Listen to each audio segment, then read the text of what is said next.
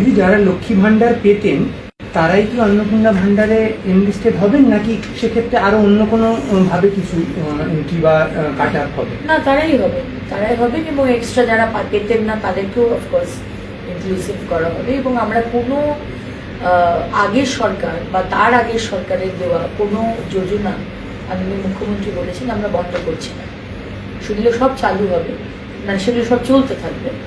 এবং একটি বিষয় মাননীয় মুখ্যমন্ত্রী বলেছেন যে যাদের নামগুলো কাটা গেছে, যারা আমাদের দেশের নাগরিক নয়, তারা তো সরকারি যোজনার সুবিধা পেতে পারে না।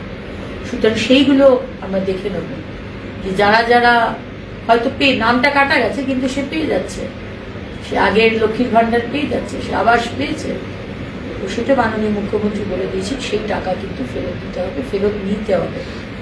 কিন্তু যারা যারা লেজিটিমেট, যারা যারা পেয়ে আসছে অবশ্যই তারাই পাবে, এবং যারা পেতেন না তাদেরকে আরো improve.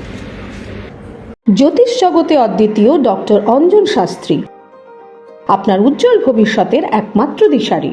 Call for booking 7477886099 or log in www.anjanshastri.com। Download করুন আমাদের exclusive mobile app astro Anjan.